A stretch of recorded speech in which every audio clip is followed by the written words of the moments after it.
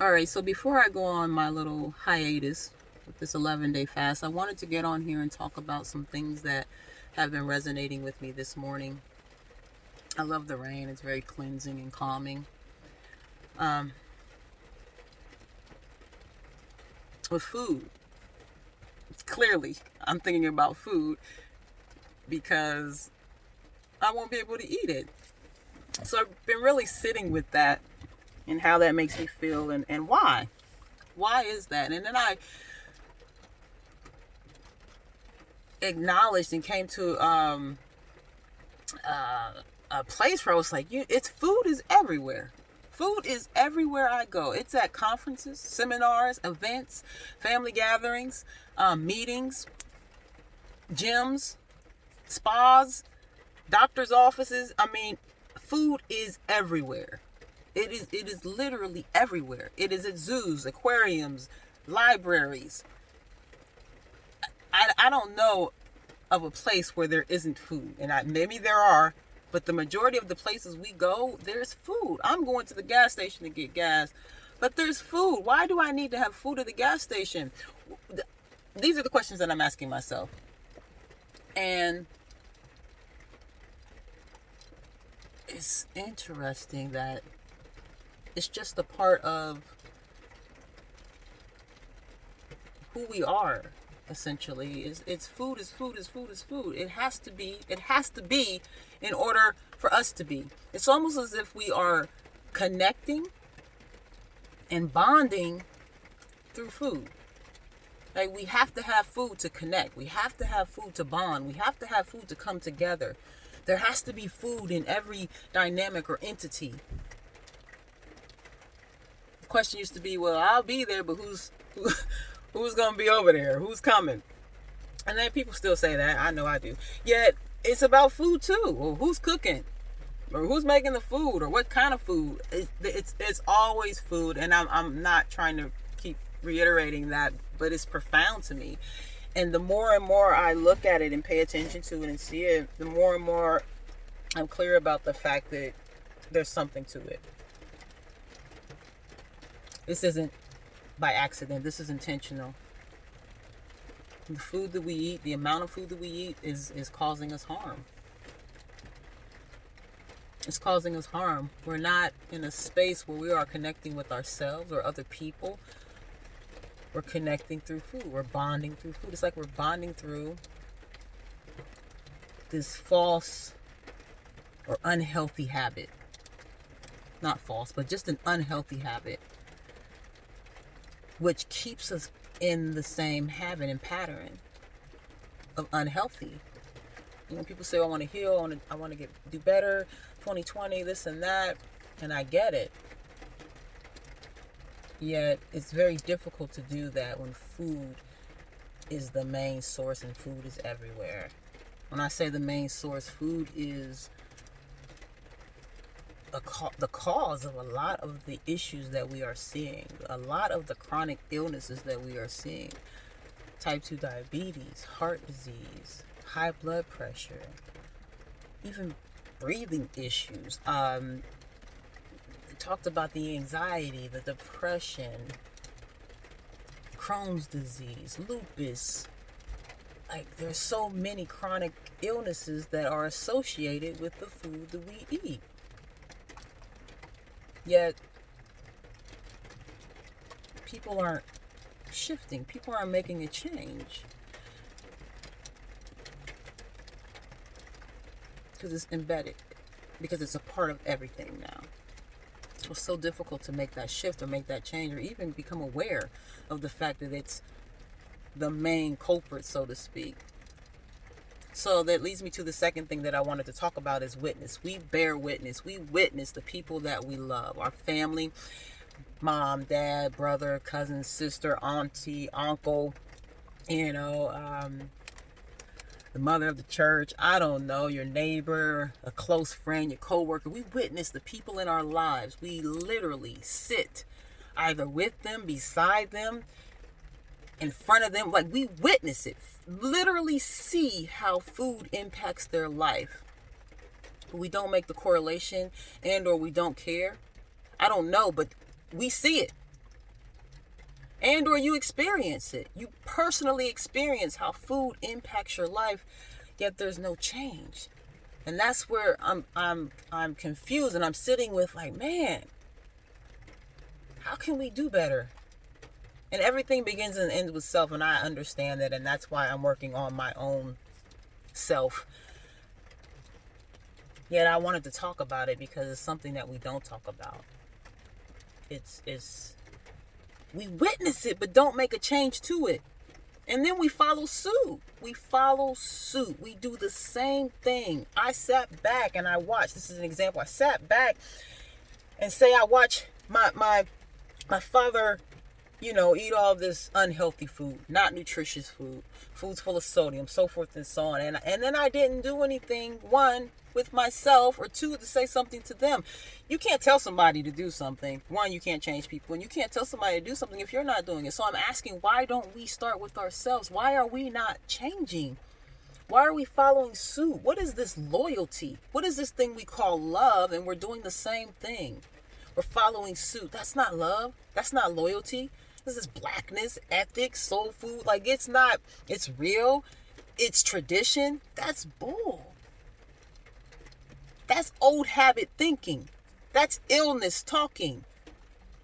That's wounds. That's trauma. That is not who and what we are. But we're living in this space of, I see it, or I'm either experiencing it, but it's okay. It's okay. Why do we settle for that? Why are we living at this baseline of literally seeing the person suffer? Such and such is diagnosed with this. I have to go to the hospital. Such and such has this type of pain. You can't get up and walk. I have gout. I have lymphoma. All of this stuff is not because, it's not, it can be prevented. Yet, you're still cooking the same food. So you're bonding and connecting through this food that is actually killing you, that is actually harming you, that is not contributing to your life, that is not life-giving, that is not healing. It's perpetuating.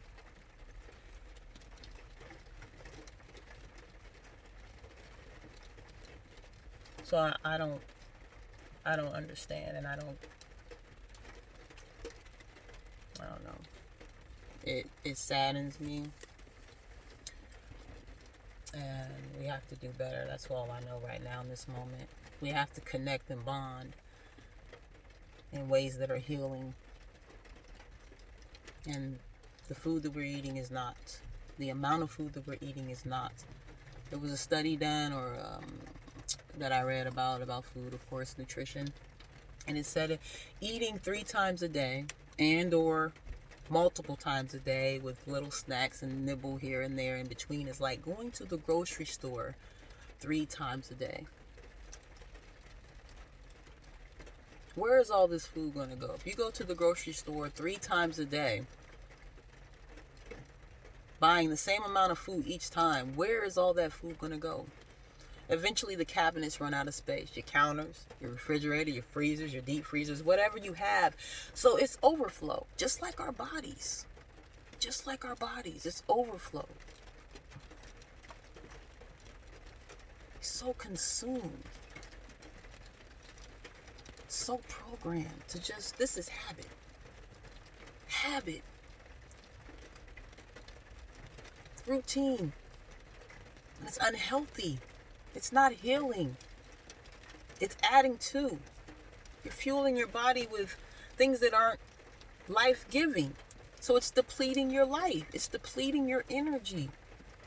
Your gut sends signals to your brain. Clean gut, clear brain.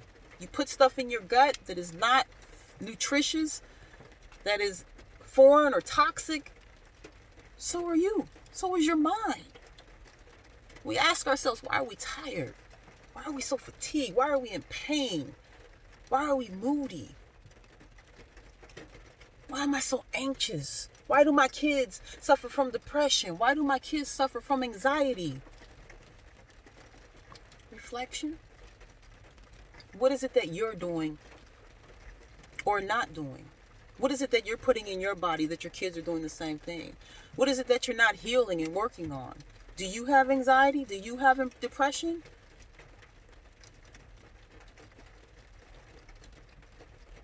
Takes me back to the same thing, witnessing. We witness it and still do it. We still do it. Then we grieve. I'm not saying that there's anything wrong with grief or how dare you, but we grieve in a way in which it's like, oh my goodness, how could this happen? They weren't ready, or this isn't. All of these questions we have when people pass, but we bear witness and then we follow suit.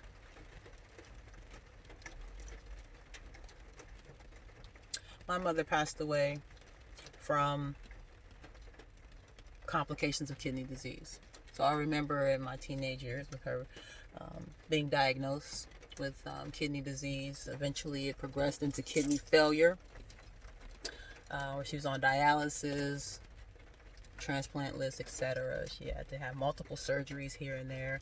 I also remember colon cancer coming up. I remember cleaning her wounds on her stomach from having the polyps removed. And the interesting thing about this story was that in my teenage years, I decided to make a change in the food that I was eating. Because when I was like 8, maybe, no, I would say 9 or 10, I was in the house one day, sunny, beautiful day. And I'm someone who loves to be outside, especially as a child. I was always outside. I played until I couldn't play anymore. Bikes, built ramps, football, swimming, basketball. I did it all. I was just always outside doing stuff I probably shouldn't have done. At any rate, back to the story at hand. I remember sitting at home in the house, and it was, basketball hoop outside. And a couple of my friends came over wanting to play. I was like, I can't. I was miserable. I had a headache that I've never had again, that I couldn't explain. And I was tired. I just felt like shit. And I remember knowing in that moment that it was the food that I was eating. I remember knowing in that moment that it was the food I was eating.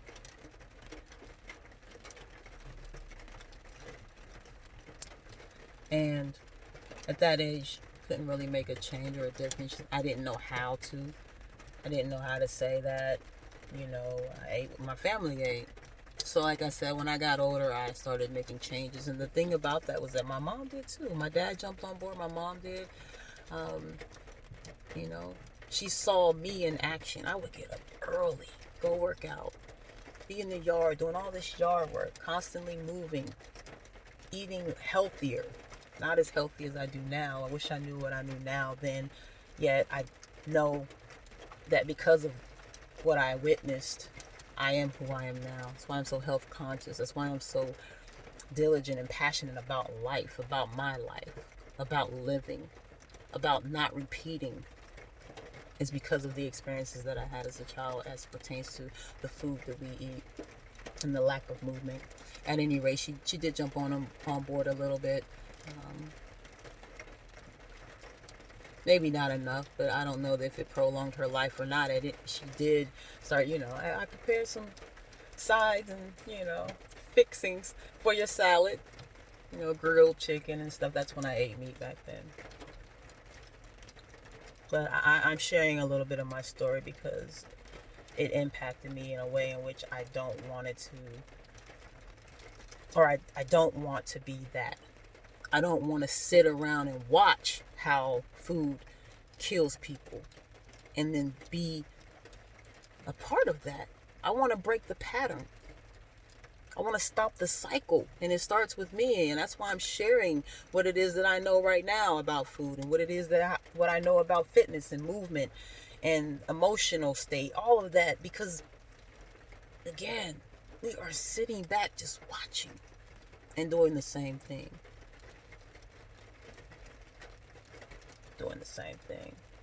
It's in my genes. My mom was overweight. My grandma's overweight, so I'm supposed to be overweight. That's false, man. That's false. Doesn't have to be. My biological father passed away from heart issues. My biological sister passed away from heart issues. Was drugs involved? Absolutely. It played a role. I grew up getting physicals because I was active, playing sports. Every physical I ever took, they wanted to monitor my heart afterwards. They said, oh, I hear some form of skipped heartbeat. In my adult life,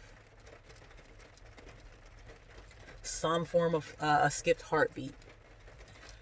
Had a cardiologist in my early 20s just to make sure things were okay. Had some scans done. Oh, you have a mitral valve prolapse, basically where the valve is in the heart that opens and closes when blood comes in and exits. It wasn't closing all the way. So there was extra blood being shifted and moved around there, which basically causes discomfort, some chest pain, etc. I wasn't eating healthy. I wasn't in a mental healthy space. So how was I healing inside if I wasn't doing what I needed to do? We can pray. I'm religious. Grew up in, Baptist Christian home. God, I later transitioned to be more open and receptive to other realms. Yet the foundation was there. And now, God help me do this. We can pray. We can get elixirs. We can get ointments. We can have gemstones and crystals.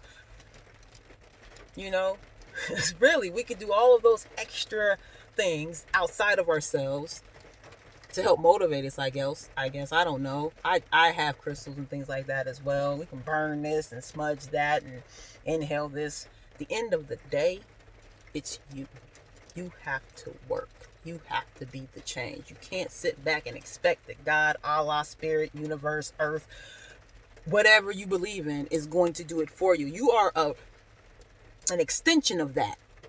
You play a role in that change. You can't depend on some external being, process, energy, whatever to change it. You have to do it. You have to be a part of it. So that leads me back to, me having a cardiologist and etc. I do not have a cardiologist now. I do not have heart issues now. They don't hear that skipped heartbeat now. And that's been for years. Back in my 30s when I really jumped, late 20s and early 30s, where I really made the change. And it's progressed.